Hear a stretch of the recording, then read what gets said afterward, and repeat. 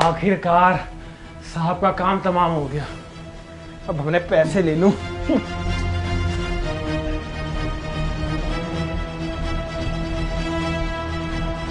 ये मुझे मारना क्यों चाहता था?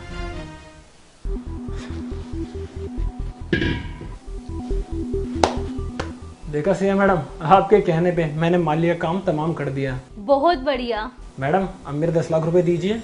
हाँ हाँ देती हूँ, पहले इसकी लाश को तो ठिकाने लगा। जब मैडम मैंने उनका काम तमाम कर दिया तो टेंशन मत लो, मैं सारा काम कर लूंगा, आप बस मेरे पैसे दे दीजिए। हाँ हाँ रजत, मैं तेरे सारे पैसे दे दूंगी जितने मैंने तुझसे कहा था, लेकिन पहले तो उसको तो ठिकाने लगा, क्योंकि मैं नहीं चाहती कि कोई भी गड़बड़ हो।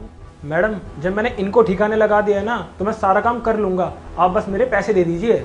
तू भी ना, देती हूँ।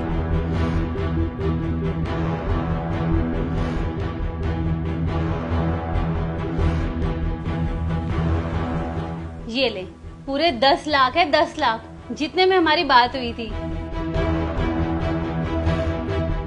अब तुझे तेरे पैसे मिल गए ना, अब तू एक काम कर, जल्दी से इसको उठाओ और ठिकाने लगा। मैडम मैं इनको तो ठिकाने लगा दूंगा, वैसे आपने मेरे साथ ऐसा करा ही क्यों? सुन, अपने काम से मतलब रख और मेरे मैटर में टांग अड़ाने की जरूरत नहीं है। जल्दी से इसको यहाँ से उठाओ, ठिकाने लगा, उसके बाद तू भी निकल यहाँ से। अरे मैडम बता दो ना, मैं कौन सा किसी को बता रहा हूँ। आप ये सोचो अगर मैंने किसी को बताया तो फंसूंगा तो मैं भी। हाँ, बात तो एकदम सही कही है तूने। तू क्यों किसी को बताएगा, और अगर तू किसी को बताएगा तो इसमें तू भी फंसेगा, क्योंकि ये सब किया तो तूने ही है ना। चल मैं तुझे बता ही देती हूँ कि मैंने ये सब क्यों करवाया। तो सुन, मैं ना तेरे साथ से कोई प्यार व्यार नहीं करती थी, मैं तो किसी और लड़के से ही प्यार करती हूँ। और इसका क्या है, ये तो पूरा पूरा दिन ऑफिस में पड़ा रहता था, और कितनी बार तो ये रात को भी घर नहीं आता था। मेरी भी तो कुछ जरूरतें होती थी जो ये तो पूरी करता नहीं था, तो मैंने तो इसका काम तमाम करवा दिया।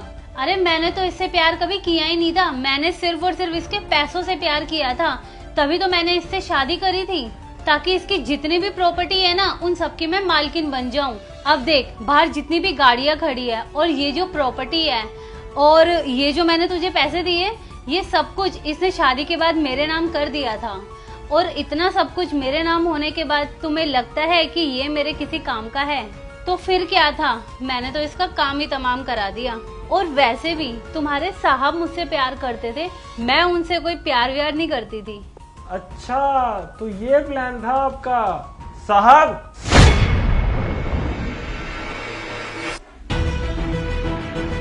हाँ रजत, मैंने सब सुना अपने कानों से।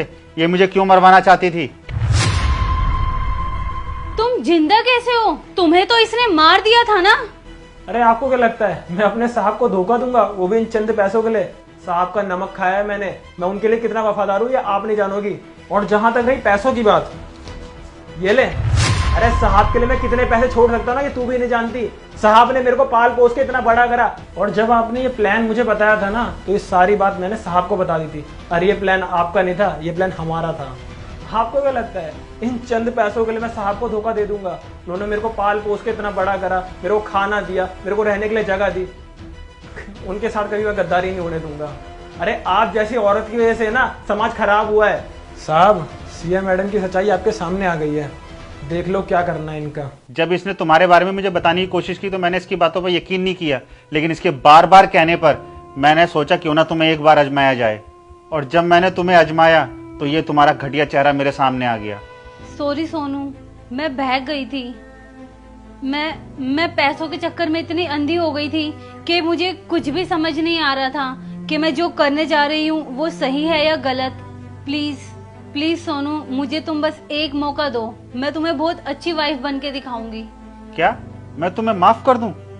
माफी ना गलतियों की होती है, गुनाहों की नहीं। प्लीज सोनू ऐसा मत करो, मैं तुम्हारी वाइफ हूँ, मुझे एक चांस तो दे के देखो। तुम्हें तो माफी बिल्कुल भी नहीं मिलेगी। और हाँ, मैंने पहले ही पुलिस को कॉल कर दिया था, आती होगी पुलिस अभी। निकल जाओ मेरे घर से।